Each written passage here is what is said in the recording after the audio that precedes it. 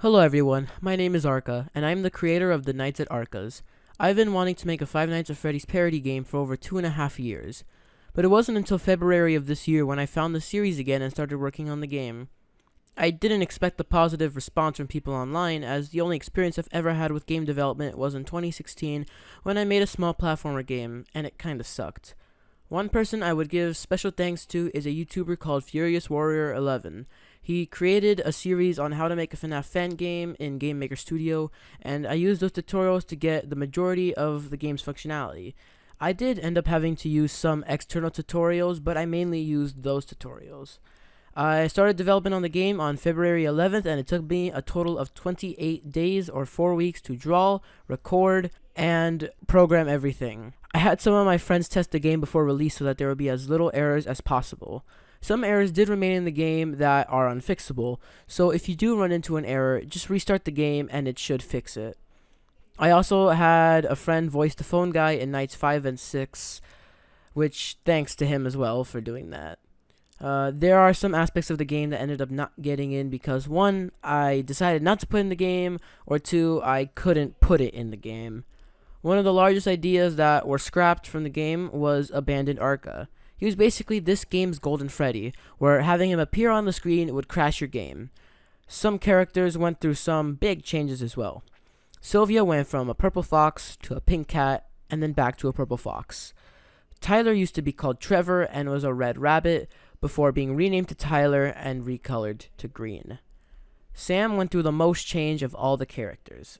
Sam was originally a blue female rabbit named Sierra, until she became a blue cat named Sam, and then became a yellow rabbit. Satiag was originally going to be a prop in the background before I gave it a function in the game. The camera map also changed from simple to less simple. Many parts were way too complex to program into the game, so I ended up simplifying the AI and movement patterns. One interesting thing I did with the art in the game is perspective. All of the rooms, but not the objects in the rooms, were originally from Minecraft screenshots.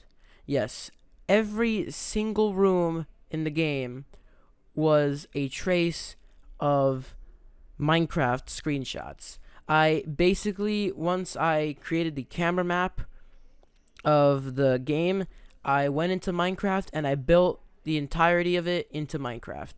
And I thought that was pretty cool, so I simply just went to where the cameras were and I took a screenshot, and then going into my paint editor, I just drew over it, and that's how I got all the perspective.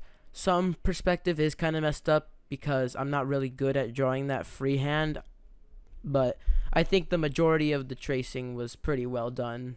There are some bits in the game where I got a little bit lazy, like where I would just recolor some sprites or just do something really incorrectly, but I feel like the main parts of the game that more people see outshine those lazy bits. There is some story that I created for the game, building off of the FNAF story a little bit. The story is sprinkled in a little bit in the camera views, in the office, and in the newspapers. So I'm not sure how easy it is to figure out for somebody who just found out the series, but for me, I feel like it's a little bit discoverable. I have had some ideas for the Nights at Arcus 2, like making it 3D, some new mechanics, some story about it, but I decided that I'm not going to make a second game unless I have enough people asking for me to create a second game. So, before I go, I want to mention the credits.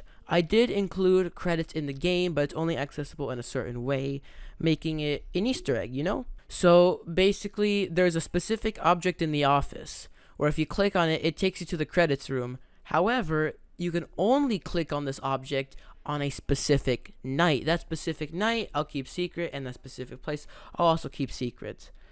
I'd say that the game isn't too hard to beat. Also, one of my friends, he played through the full version already using his old save. He was able to beat it pretty quickly. He beats night 4, 5, and 6. And there is an extras menu that I included with some sketches of what the game originally had and character information of what it would be like during the day. I I'm very happy with the reception that I've gotten in this game, because this is my first ever game of this style in Game Maker Studio. I'm very new to the game development scene, and again, the only game development that I've ever had was in 2016 when I made that platformer game. I'm not going to tell you guys the name of it because it has my name in the username. It was something for my school. But yeah, so the trailer for the demo, sort of. I didn't really put that much effort into it, but it was kind of good. So I hope you guys liked this developer commentary. I'll see you guys in the next video. Comment, like, and subscribe. I hope you enjoy playing the Knights at Arcas. Goodbye.